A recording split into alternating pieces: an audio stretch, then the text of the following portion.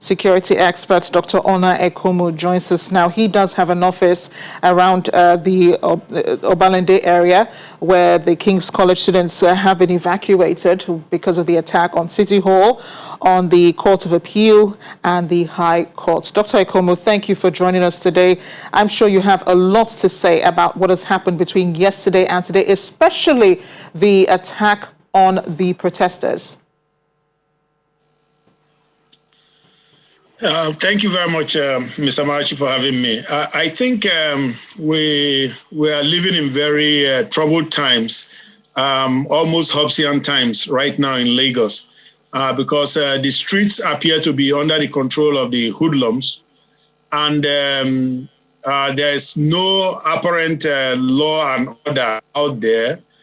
Even here in Ajah, in the police station, they have promoted themselves. One is DPO, one is inspector, and they are wearing police uniforms, carrying police arms in there. They've burnt, of course, part of the police station, burnt all the stuff in there. And I've been sending desperate pleas to the authorities since morning that, look, send a group of a patrol team out here to come and help these people, because the police out here, they were very heroic. They held out for hours, but they ran out of munitions of war, and they were eventually overcome by the bad guys. So we need to really get this thing, because it's not over. Even in the First Bank branch here in Ajah, they are in there trying to break the vault right now as I'm speaking, not later. They're still occupying the bank in Ajah also, and so it is a developing story. It's not over yet, so I have a lot to say about it. But having said that, let's look at the situation that you talked about at Lagos Island. Well, the attack was targeted at the High Court, the Magistrates Court, the City Hall, the FRS office, and those targets down there. Now, what happened at KC King's College was that there was a rush. These guys, they are 1,000 strong or more, something more than that. Like the one we saw in Ajah here, were a couple, 1,500 at least. I didn't go out to do a head count, but I had people counting for me. And they placed them at such high numbers. So there was a rush at a time. There was a stampede at a time, and they rushed into the King's College, but it wasn't targeted at any time. But I believe that the school authorities there were right to have evacuated the students, and out of an abundance of caution. And the students shouldn't have been there in the first place, because I believe the Lagos government has said schools to shut because there was anticipation of these kinds of things going on. But what I really want to do through your medium, Mr. Marachi, is to make a desperate plea to the authorities. That RRS patrol that is riding around town, they should come to Ajah immediately. Come over to Macedonia and help us. They should come over here and help us, because we have a situation where hoodlums have taken over. And, there needs to be law and order. That's why we pay taxes in this city and in this state. Please, it's a very desperate situation, and I hope that they will heed this call. Let's just talk about the impact that this is having, on society, the fact that police stations are actually coming under attack. What scenario are we looking at here? It's a classic... It's a classic terrorist strike. Let's take the Lagos Island thing this morning.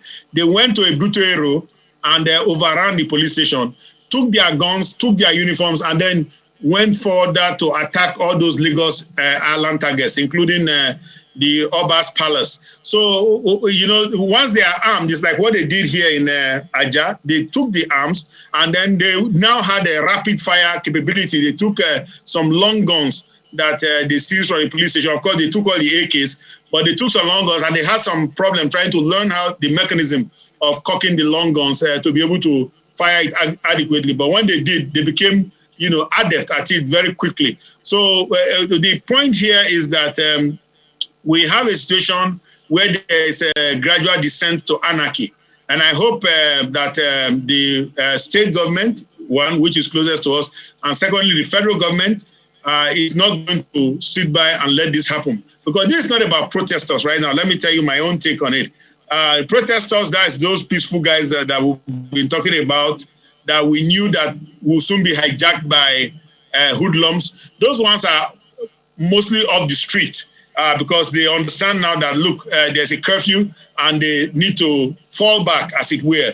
But what has happened is that the hoodlums, can I count them for you? You have cultists, you have area boys, you have all manners of miscreants that are here. In fact, the ones in Ajah here, you have some cult gangs that are in there with their traditional uniform and all, doing their thing. So what I'm trying to say is that you have a rapidly deteriorating situation which really needs immediate answer. Now, this is the time to call out the military, not last night at what happened at the toll plaza.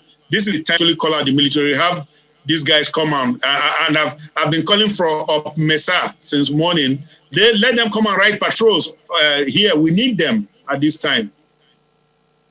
This is indeed an interesting situation developing in Lagos, and everyone is praying for the safety, of everyone else. Dr. Ona Ekhomu, thank you again for speaking with us tonight, and do stay safe.